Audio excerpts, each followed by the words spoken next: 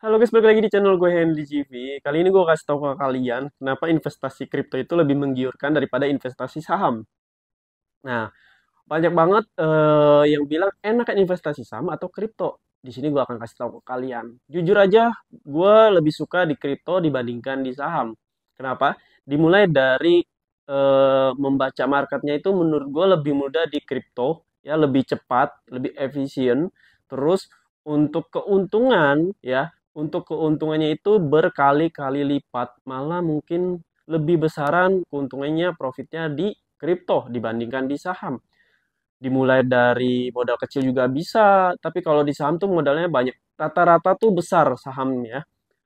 Untuk kita bisa beli saham yang bagus-bagusnya nih, yang bagus-bagusnya. Ibaratnya perusahaan yang benar-benar udah ketahuan kinerjanya, portofolio, dan lain-lain itu harus dengan modal yang lebih besar dibandingkan kripto. Nah, di kripto ini kenapa gue bilang profitnya dibandingkan sama saham itu lebih besaran di kripto? Karena gue sendiri ngalamin, ya.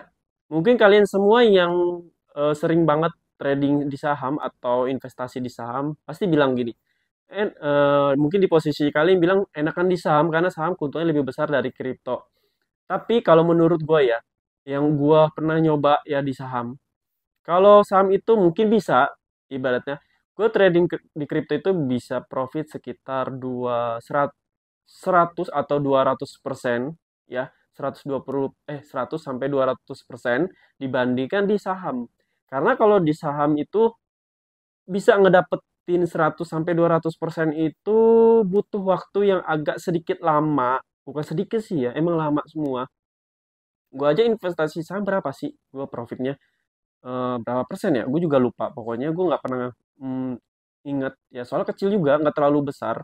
Jadi untuk jarak keuntungan yang besarnya itu butuh waktu. Kalau di saham, di kripto itu enggak. Tapi kalau untuk resiko ya emang beresiko di kripto dibandingkan di saham.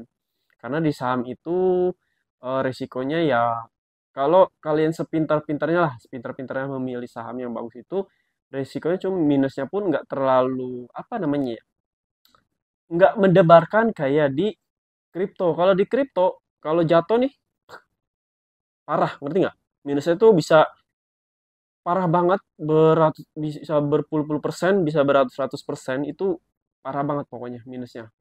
Nah, kalau di saham paling beberapa persen, kalau kalian pintar memilih saham yang bagus lah, rata-rata kan bisa kelihatan tuh kinerja saham di portofolionya, dia berapa dan satu tahun kemarin itu sebelumnya dia udah sampai minus berapa nih, berapa persen nih si perusahaan itu semuanya udah kebaca. Tapi kalau di kripto itu emang harganya itu naiknya parah, turunnya juga parah.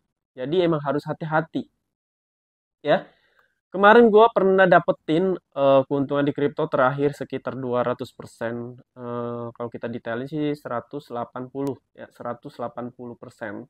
Kalau kalian lihat video gue ya, trading kripto di situ 180% berapa USD itu tuh yang gue dapetin. Itu pun gue dengan modal kecil guys, bukan dengan modal besar. Bayangin kalau di situ gue open posisi dengan modal besar, profitnya bakal besar nggak? Besar banget malah, lebih besar di saham. Tapi di situ gue saat itu cuma profit besar juga, cuman dengan modal kecil, nggak besar. Tapi bisa untung 200%. Itu gue pikir tuh, gue hitung-hitung. Berarti kalau gue dengan modal besar waktu itu, mungkin bisa kali gue ya. Profitnya yang emang benar sesuai ekspektasi gue. Tapi nggak apa-apa, syukuri aja dulu. Kita kan sama-sama belajar, sama-sama memahami. Jadi kita tahu nih momentumnya beli kripto itu kapan. Ya, yang pastinya yang enaknya gimana open posisinya biar kayak kita nggak minus-minus terus. Nah, lalu di sini gue lanjut nih. Terus ada lagi yang bilang kalau kripto emang Bitcoin waktu itu pernah menyentuh di harga 300 juta saat itu. Itu rugi banget. Bikin kita semua yang beli di harga 900 juta parah-parah banget hancurnya. Ada yang berita sampai jual rumah dan lain-lain, ya adalah ya parah di media sosial. Saking karena mungkin saat itu Bitcoin lagi FOMO-FOMOnya ya, makanya tuh naik naik naik naik naik terus, dan pada akhirnya di puncaknya ini ya, si trader ini yang beli atau entah itu dia masih pemula, dia beli di harga tertingginya buat anjlok. Emang kalau ditanya ya begitu. harganya turun sampai sekitar 280 atau 300, pokoknya di bawah 300-an deh kalau nggak salah ya, di bawah 300 juta. Dan saat ini mereka, si Bitcoin itu balik lagi dan sampai di harga menembus di harga 1 miliar lebih, meskipun saat ini turun lagi nih di bawah 1 miliar. Tapi pernah kan Bitcoin eh, apa namanya mencapai harga 1 miliar ke atas. Itu yang gue bilang naik dan turunnya itu cepat. Gue pernah dibeli di harga sekitar 300 juta dengan modal kecil, lalu dia itu sampai 1 miliar. Gue dapat untung berapa? Sekitar 2 juta atau 3 juta deh, ya. Itu dengan modal kecil loh. Dengan modal kecil, bukan modal besar. Tapi lumayan profitnya, dapat sekitar 2 sampai 3 jutaan waktu kemarin. Belum gue jual sama sekali, ya. Kalau kalian pengen lihat video-videonya, cek di playlist YouTube gue di saat yang belajar investasi. Di situ ada gue video tentang ngebahas gimana caranya gue bisa dapetin dengan modal kecil profit yang hampir sekitar 300%, 400% kali ya. Dengan modal kecil loh gua. Itu bisa dapat berjuta-juta. Ya lumayan lah buat jajan-jajan, buat nambahin, gua kelola lagi buat investasi ke yang lain. Nah, kalau di saham itu kita harus benar-benar belajar tentang fundamental. Fundamental itu apa sih, Hen? Ya, tentang berita atau lingkup luar nih, ya. Dalam lingkup yang luar yang bisa mempengaruhi harga si saham tersebut, si perusahaan tersebut. Itu disebutnya kita harus benar memahami. Emang si orang saham itu pintar-pintar jujur aja. Kita harus update tentang berita, momen-momen, contohnya nih emas nih. Emas itu dipengaruhi apa sih? Permintaan atau penjualan emas itu mungkin karena gue belum paham emas, coba kita tentang minyak. Ya minyak deh ya, tentang minyak, batu bara, minyak lah, minyak. Minyak itu tentang kelangkaan. Semakin langka suatu minyak, itu semakin naik harga.